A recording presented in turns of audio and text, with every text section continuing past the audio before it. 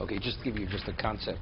Normally, if a person borrows, so if you have fixed property, the fixed property is linked to the debt. What about if a person says, I'm specifying this slave, he should be the location to collect the debt from? He said specifically, or this animal. That's referred to as apoteki. Apoteki is an acronym, potekoi. Here is where you should collect from. And we're speaking about, and after he designates the slave as the location of collection, he goes and emancipates the slave. He frees the slave.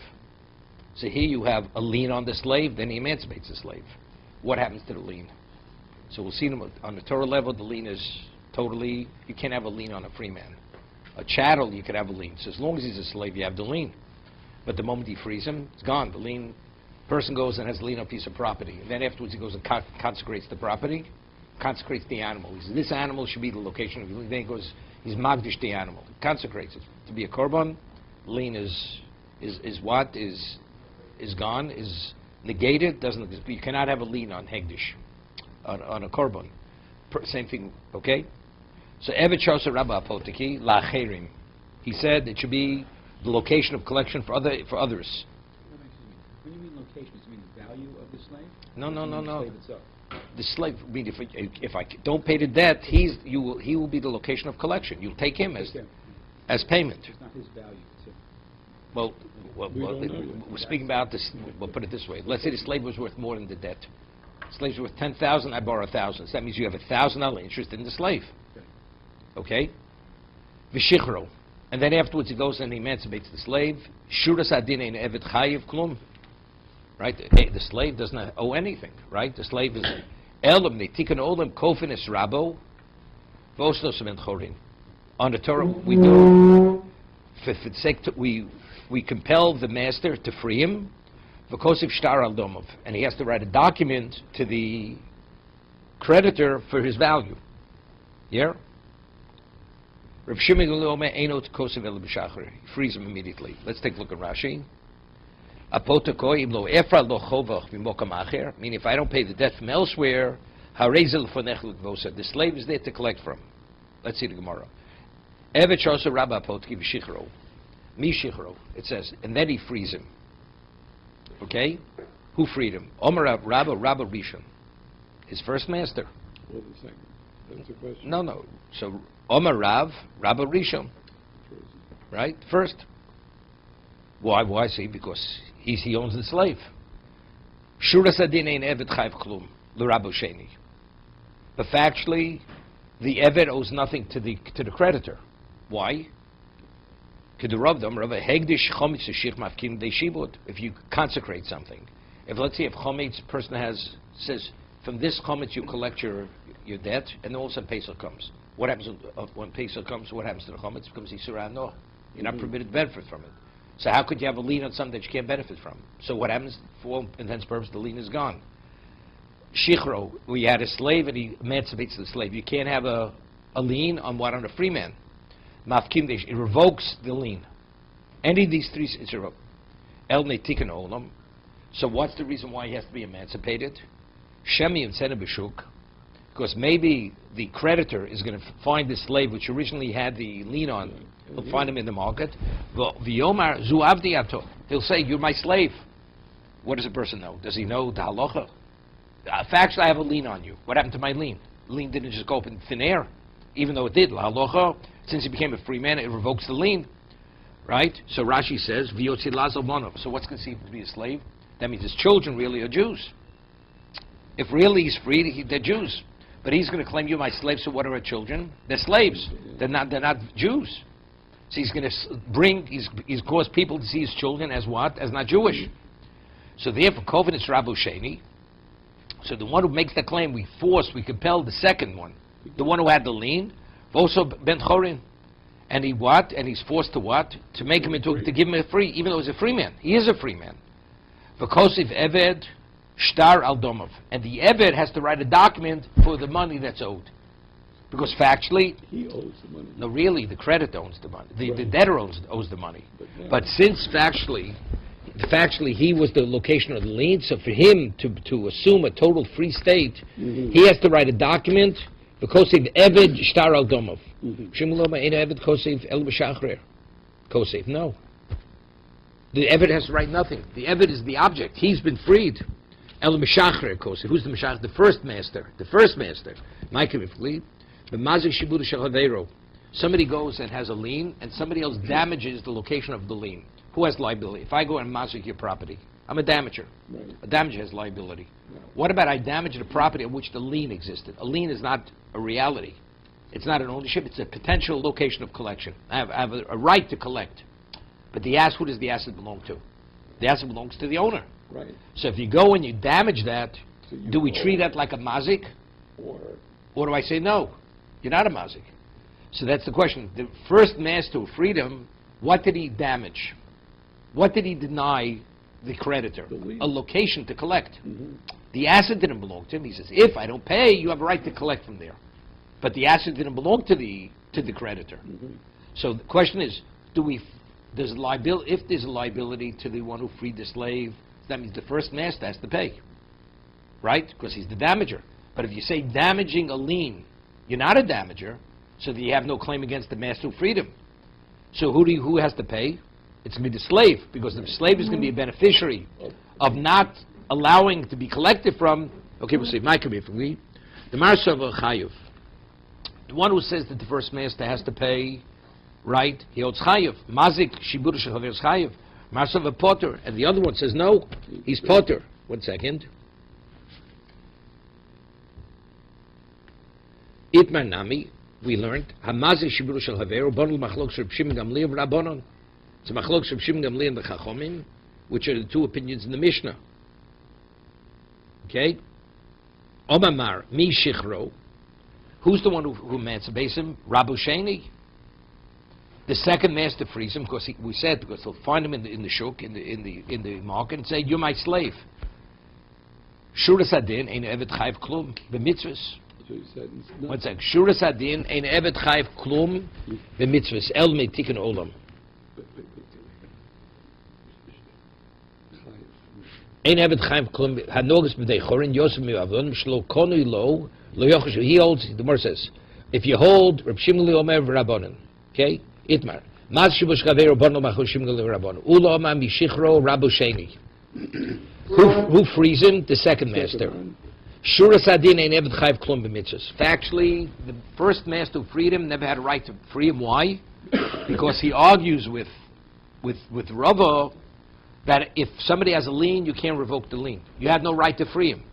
So if he had no right to free him, Mazik. no, he's still Nevet Kanani. No, the man who freed him. No, he's not a mazik. He's not a mazik. Because that. he's saying, Ula is saying, who frees him? The second one frees him. Right. So if the second one frees him, that means he's not a real free man. He never was free to So he was never freed from the first one. Yeah. So if that's the case, Ein Evet Chayiv Klav Klum B'mitzvahs. He has no obligation to perform mitzvahs. Right. Elam Neitik Olam. But why? Because it doesn't look good. Sher Yotzlov Shem Ben Chorin. The first one actually gave him a writ of emancipation. Mhm. So what do people say? He's a regular Jew. Free man. So if that's the case, he doesn't keep mitzvahs. People say, you Jew, you don't have to keep mitzvahs. So therefore, they compel the second one, To give him who has the ability to free him, and then afterwards, who's going to have to pay the debt? Kofen is Rabo Rishon. Vosus Kofen is Rabo Rishon. Vosus Ben Chorin. Kosif Shtar Al Domov. You force the first master to write to make a Ben Chorin, and he writes a document for the lien that was on the slave. Because if you don't write the lien, then what happens? So then afterwards, the freeing the slave is not valid.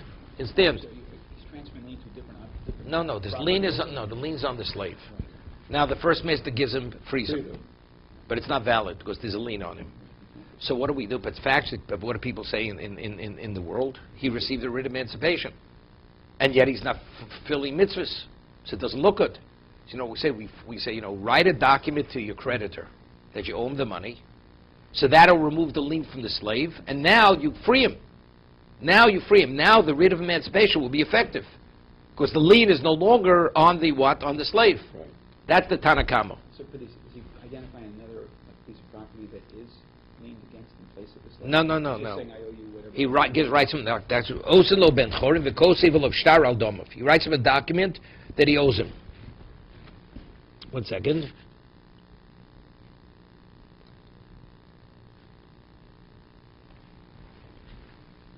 Aldomov, Koshtar Aldomov. Osos of Menchorin, Kovitz Rabba Rishon Vosos of Menchorin, Vikosev Alif, Evet Shtar Aldomov. So you're right. Shimuloma Eno Kosev El Meshachar Kosev. The Meshachar is the question: does the slave write the document for the money that's owed, or does the Meshachar, Hezek Shein Nikar, Marsov Shmei Hezek, the one who says, the one who actually freed him?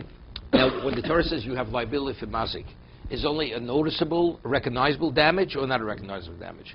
Physically, if I damage something, that's a damager. What about if the halachic status changes? Is that called a damage? Let's say I take something, I contaminate something. Contamination, visually, it's the same food, except the halacha that if it's contaminated, you're not permitted to eat it, right? So that's the same thing here. It's the same human being. We're only speaking about what is his status. Giving him, emancipating him, I damaged the creditor, but actually it's not noticeable. Lo shmei hezek. Okay?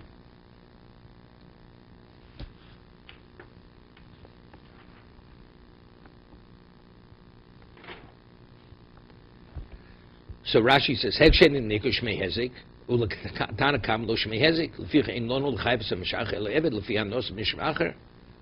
So therefore, we can't obligate the first master who freed him. Why? Because it's not noticeable. So who's the beneficiary of being freed? The slave.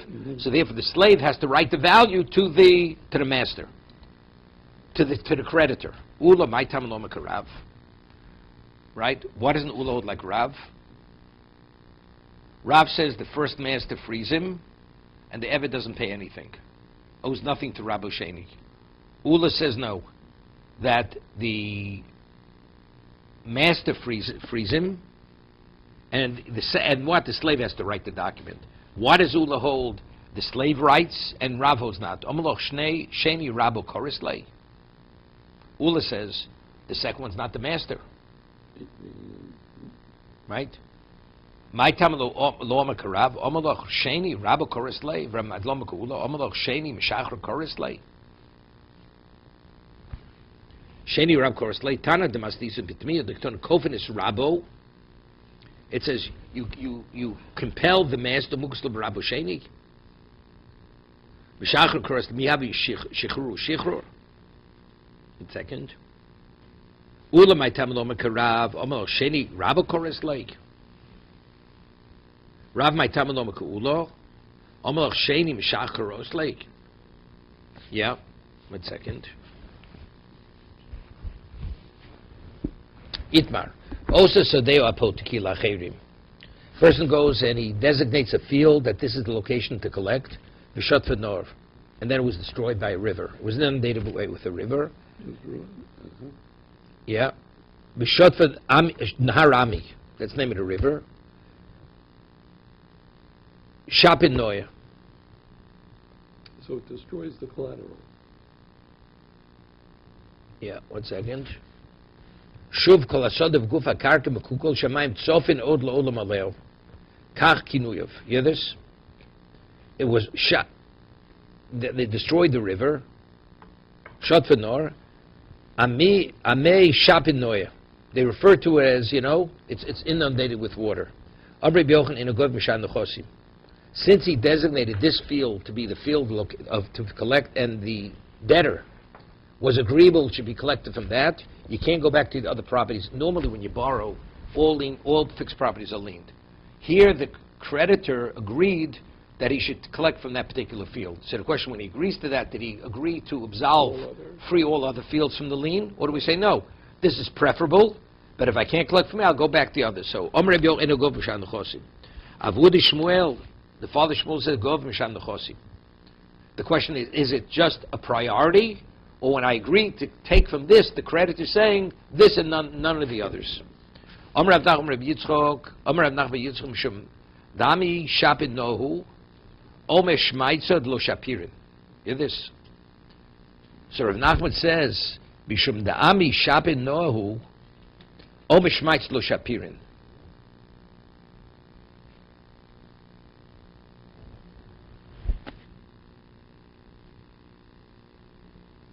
The Omar le lo yeh lecho piron elo mizu. Yeah. Rabbi Yochanan originally said, because of this field that was in there, Rabbi Yochanan said, therefore you don't collect from other properties, right? On that case. Mm-hmm. So he said, because you refer to this field as Ami Shapin Noyer, meaning it's really inundated in a good way, therefore he's saying a position which is not acceptable. Tetargim Shmeitz, Doma lo yilucho peron elo mizu.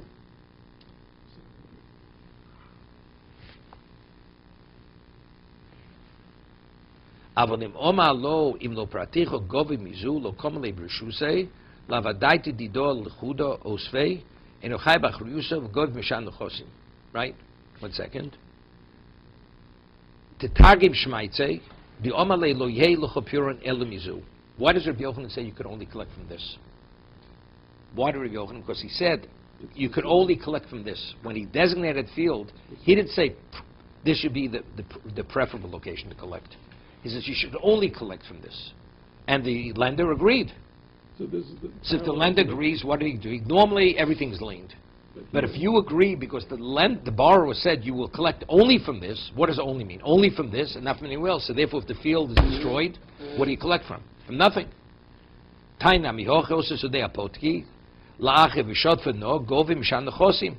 As it says. Under normal circumstances, if you have an apotiki and the field is destroyed, you would collect from others. But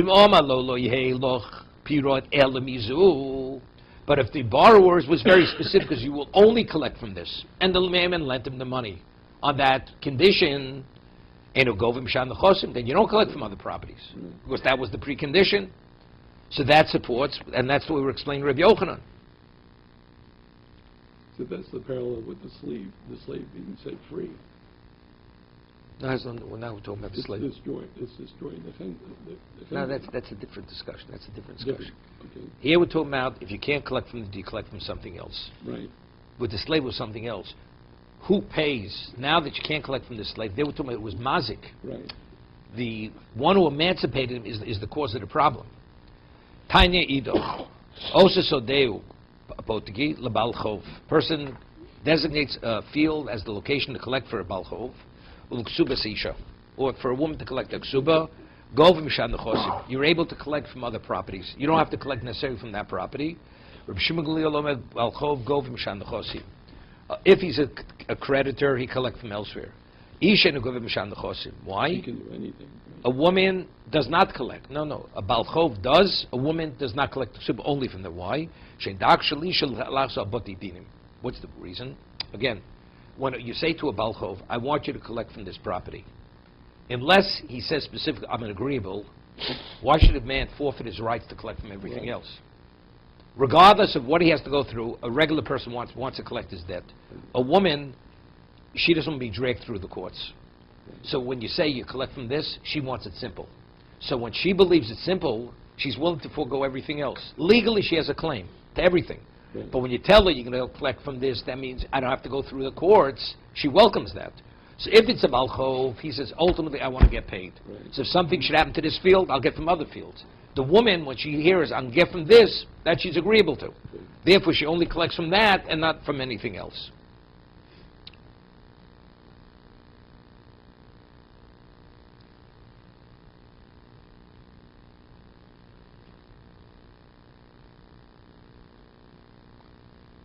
Misha chetche eved chetche ben chorin. Person who's half slave, half free man, Ovid is Rabo, Yom Echad, is Atzman Yom Echad. Divrei Beis Hillel. He had two masters own a slave, one emancipates the slave. So he's a half free man, half Jew. So how do you work out the financial situation? One day he works for himself, next day he works for his master. That's basically Shame Omrim, Tikantim es Rabo. You worked out the financial situation for the master. Right? The master has his day, the slave has his day financially. This Atzmot Tikantim. But what is his personal situation? That you haven't addressed. Lisa Shifcha Yevshar. He can't marry a slave woman. Why? Shekvar Chetchiv and Chorin. Because he's a Jew. A Jew is not permitted to live with a slave woman. Right? And Bas Chorin Yevshar. And he can't marry a regular Jewess. Shekvar Chetchiv Eved. So what's going to Yivatel? So he won't procreate. So he won't engage in procreation. But every human being was created to procreate. The world was not created for naught, but it was created to settle. Right? So what do you do? But rather, for the best interest of existence, what do you do? Aleph, Tikkun Olam, Kovenus Rabo, you compel the master of Osos ben Chor, he frees the other half, because Shtara Chetzi Domov. And now the slave owes half of his value to the master that will force him to free. Chos Beis Hillel, Loris Beis Hillel. Beis Hillel retracted the original position, and they ultimately concur Beis Shammai that you force the other master to free the slave, so you should be able to perform the mitzvah of Prurevu. Okay? Ton Rabbanon. Hameshach Chatzi Avdo. A person frees half of his slave. Rebbe Omekono. 1 second. Kono. Havi Chetzi ben Chorin. A person owns a slave totally. It's not two masters. Two masters own a slave. Would I free my half? Of course he's freed. Because I don't know more. What about if you own a whole slave and you free half the slave? Freeing half of him, is that called freeing him? Or no, if you own everything, you have to free the whole slave. There's no freeing half. So, Hamishach Chatzi Avdo, Rebbe Omekono. Rebbe says, no, it's valid. 50% is freed, the other 50% he retains, because he only freed 50%. Chom Omrim Lo Kono. No, it's either all or nothing. There's no such thing as freeing half a slave. Omer Rabo, Machloks Bishtar. Yeah? The Machloks is when you free him with a writ of emancipation. The Rebbe Sava Hefta Lo Nivdoso says she was not redeemed. The slave did not buy herself out. Her freedom was not given to her. Rebbe says just as when you pay out, whether you give 50%, all or 50%, let's say a slave goes to a master and says, I want to acquire 50% of my value, because they only have 50% value to pay. They don't have more than 50% assets. Half of the slave is freed. So just as if it's initiated by the slave, it's effective to the degree that the slave pays. Identically, when it's initiated by the master, as much as he frees, that's what's freed. Okay. We're equating freeing. Who gives the writ of emancipation? The master. Who gives money when you want to buy yourself out? The slave gives the money. So when the slave only has, let's say, 50% of his value, gives it to the master, 50% is freed. Because the slave can't afford more than 50%. And the Torah says, how is the slave freed? Either by receiving a document from the master or the slave paying, buying himself out. So just as buying yourself out, it's to the degree that you buy yourself out, identically when the shtar is given by the master, it's the degree that he wants to free him. That's Rebbe. That's what Rebbe says, Korach. Rabbanan Gamri Lolo Misha. We have Gzer Shova, we equate the Evet Kanani to what? To a woman. If a person wants to divorce half his wife, right? You half divorced, half not divorced. There's no such thing. It's all or nothing. But what about if the slave, it's initiated by the slave and the slave buys himself out? So if it's a shtar, that's like get Isha. But if it's value, so the slave is redeemed, they're not redeemed. As much as he pays is redeemed, as much as he doesn't pay is not redeemed. So what do we have? We have a Gzera Shava versus a Hekish. A Hekish means the same pasuk the Torah juxtaposes A to B. Gzera Shava means I have two words identical, one word in one location, one in the other. Lola Bi'isha says law by a regular woman when she gets divorced. It says Kosev law sefer krisus. You write for the woman a writ of divorce. The Kosev law. And it says by Shivcha Kananis, Chub Shelo Nitan law. She was not given full freedom. Okay. So that's called Gzera Shava. Right? So what has greater force, a Gzera Shava or a Hekish? Because in the same pasuk speaks about receiving a get or emancipating himself through payment of money. So which has greater force? If the Gzera Shava has greater force, then I say it's nothing. But if Hekish has greater force, so I equate the get to what? To Kesef. Marsav Hekish Adifa. Rebbe holds the Hekish has greater force, therefore, just as with Kesef, you could buy half of yourself out. The shtar, he could emancipate half of it. Marsav Gzera Shava Adifa. Lo, T'kul Yab Gzera Shava Adifa. Everybody agrees if you have a Gzera Shava versus a Hekish, What has greater force in Gzera Shava? Shani Hocha Dikla Mifrach. But over here it's different because you're able to differentiate. Mali Isha Shkein Enu Yotzis Bekesef. Here, a woman cannot be divorced if she would pay money. No, she can't. Tom Bevet Shiotzi Bekesef. So you see, there's a leniency. There's a leniency by a what? By a slave. So therefore, under normal circumstances, Gzera Shava is stronger than a Hekesh. But since over here there's something indicating that the slave is different than a woman, therefore that's reason not to learn the Gzera Shava. Right? Rav Yosef Machloks Bekesef. The Machloks is by Kesef. By Shtar, everybody agrees you cannot free a slave, a half a slave. It's all or nothing. Where does Rav Yosef argue? Where does Rebbe and the Chum argue? They argue by Kesef. Rebbe saw the Hefter lo nivdoso. Peduya, what is Hefter lo nivdoso? Peduya, Eda Peduya. You're able to be redeemed. They're not all redeemed. Rabban Savin, the Dibber Torah Kolosh Menei Odom. When the Torah is Hefter lo nivdoso, it's the way you person speaks in the vernacular. Avoshtar, but if he gives her a document, a written mitzvah says, I want it for half of you, Divrei Akol Lokona, it doesn't work. Everybody agrees. Why? Because that's similar to what? To a divorce of a woman. Meisvei, we learned in the Brayso, Mashach Chatzi Avdo Bishtar, person frees half of his slave with a, so we talk even with a document, right? Rebbe Yom Kona, Chomel Kona, to have to Rav Yosef, to have the full refutation. So we see clearly, explicitly, that even Bishtar, we have a Machlokes, Rebbe, and the Chachomim. Okay? Bishtar hu de pligi. So now, say, maybe they argue by Shtar, Avokes lo pligi. Right? But by Kesef, they're not arguing. Labet have to Rav Yosef, Petarti. Why are we only saying Rav Yosef is refuted in regard to the Shtar?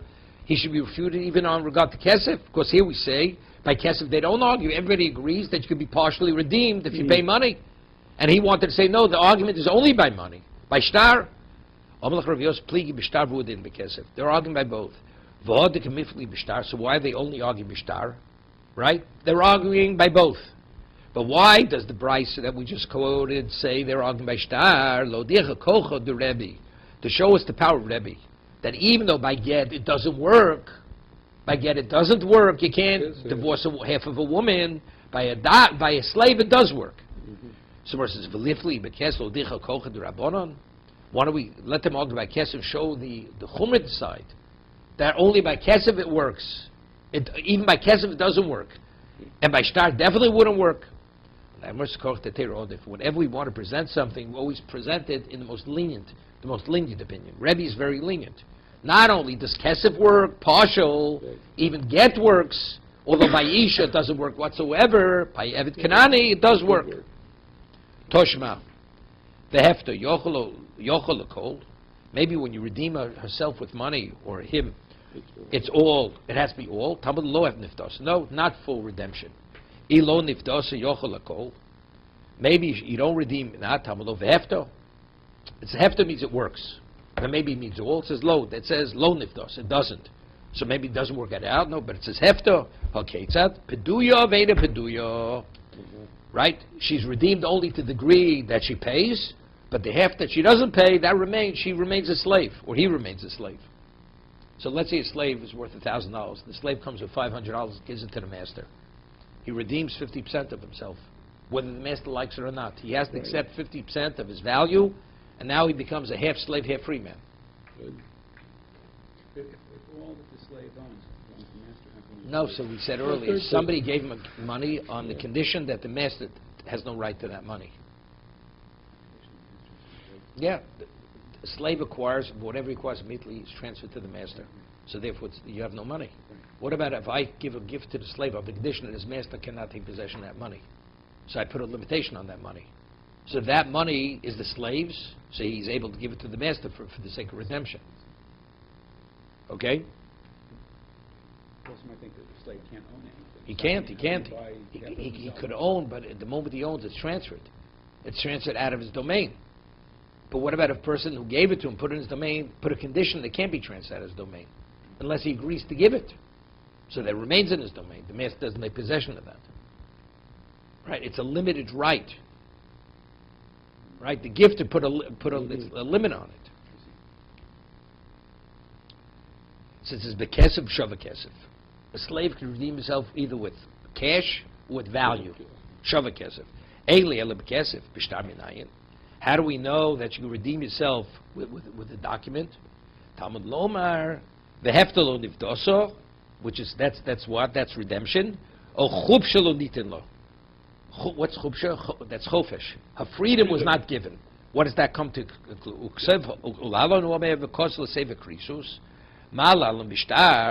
It says by shtar, by a woman, when you do afkad b'shtar, eile lechetzio b'kesev o kula b'shtar.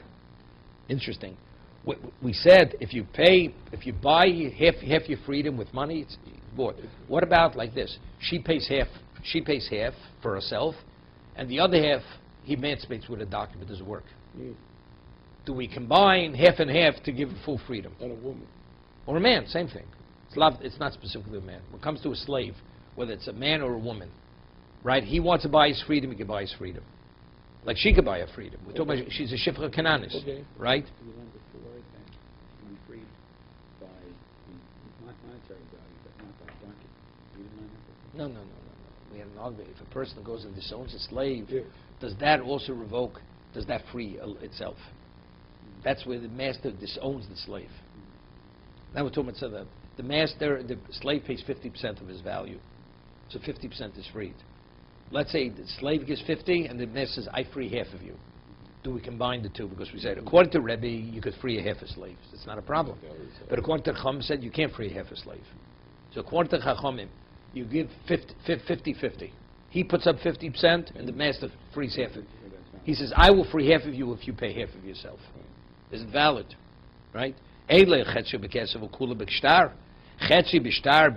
you know even with 50% with the shtar that it worth? Talmud loma v'hefta lo nifdoso o chub shel little ma keshtar lekesef ma kesef ben kula bechetzio. Just as money, either you can buy yourself out totally or partially. Ashtar nami ben kula bechetzio. Bishlam Rav Yosef. Mostly Tosef. After Rav Yosef is refuted, her money Rebbe. So who do we attribute this brisa to? We're not differentiating between kesef and shtar. Rebbe holds it works. 50% buying yourself out, 50% romancing with a document works. Chum said it doesn't work on either. It doesn't work not by shtar, not by kesef. El Rabba, but according to Rabba said, where's the argument? Only by shtar. The machlokes Rebbe Nechum is only by, when you want to emancipate with a document. If it's kesef, everybody agrees you can do a partial redemption. El Rabba, Reisha, Divriyakol, Sefer Rebbe. So the Reisha is Divriyakol, Sefer is Rebbe. Omalach Rabba, Ein. Reisha Divriyakol, Sefer Rebbe. Says you're right. It's not consistent. The Reisha that it says that you could buy yourself fully, partially, or fully with money, everybody agrees. Right? That's Rabba. There's no, the Sefer that it says with a shtar, that's going like Rebbe, which is dochik. I mean, because the price is stated anonymously. Reisha says, a slave who buys himself partially or fully is valid. With a document, how do we know it's also valid? What are you talking about? According to the Chachamim, right? So the Reisha is going like even according to the Chachamim. The Sefer, we're limiting it to Rebbe, although there's no names mentioned in the Brisa. The Brisa says, how do we know that if you buy yourself a partially or fully works? Okay, according to Rabbi, everybody agrees it works. They're not arguing by money. Where do they argue by shtar? Then it says, and how do we know by shtar it also works, partially or fully? Brings a pasuk. The Reisha is going like the Chachamim. Chacham don't argue by money. You could either buy yourself a 50% or 100%. There's no argument with Rebbe Nechum. They're arguing by shtar. Then it concludes. And how do we know you could do that by shtar? It can't be the Chachamim, because Chacham argue by shtar. So the Gemara says you're right. The Reisha is Rebbe, is everybody. The Sefer is going like Rebbe.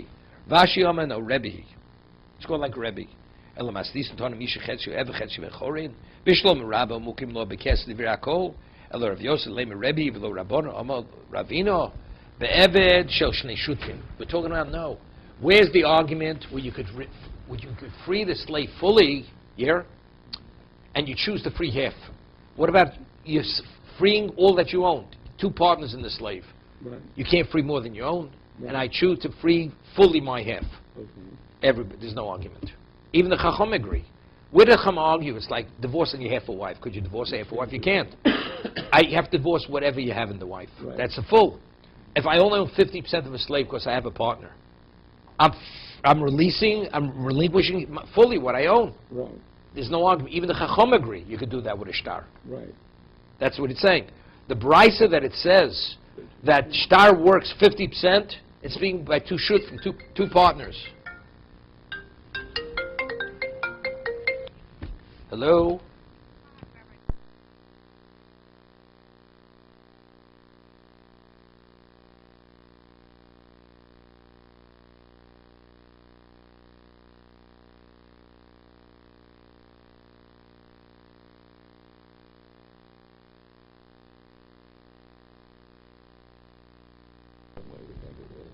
Right? So it's very simple. Okay? There's no argument. So that's what Rashi. Since he doesn't own more than 50%, I'm freeing everything I have. Did the corner. It's like a wife. Why did the Chum say that you can't free half a slave? Because it's like a wife. Just as a wife, you can't free half, divorce half. The whole thing. So you have to relinquish whatever you have. Okay? Omar Rabbo, machlokes b'shichur chetzio v'niyah chetzio. Where's the machlokes? Rabbi says, where he frees half and what he retains half. So one person, he frees half and he keeps half. Abo shichur chetzio mocher chetzio. What about he frees half and the second half he sells off? That means he's retaining nothing.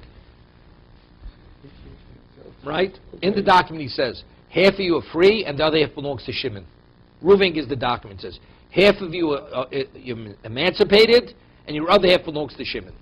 So in terms of himself, he relinquished everything. He gave away everything. Right. Even though he didn't free him. But he relinquished everything. He's no longer the owner. That's a chiddush. Machlokes b'shichur chetzio v'niyah chetzio. He retained half. Avo shichur chetzio moche chetzio. But if he went and he freed half and he sold the other half, o nosa b'matono. Oh, he gave us a gift. Same thing. It's like selling the other half or giving his gift. Since he's relinquishing everything, he no longer retains any ownership. It works. Even the Chacham agree it works. There's a chiddush. You mean to say when you do that, there's no advotoni chado akoshin chosel shnei avodov. Yeah, it says a person goes and he writes all his nechosim, all his assets to his two slaves. That means what is it? They're both freed, and they're both beneficiaries of all the assets. That means each slave owns the other slave.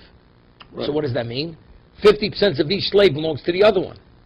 It says konu, Meshach says it's valid, and each one now frees the other one. All my assets are given to so and so my slaves. So what do we see over here? Even though he's transferring everything out, we'll find it's a machlokes, Rebbe and the Chachamim. My love ho Rebbe o Rabbanon, lo iri vidu Rabbanon. Hodom akulo, hodom achatzi chatzi. There's a difference. He says, I'm giving it all away, or once he's 50-50 is a problem. V'obrek toni seifa v'imoma chetzi chetzi lokona mechlal dereish damakulo prushika mefarish. Okay, we'll stop here.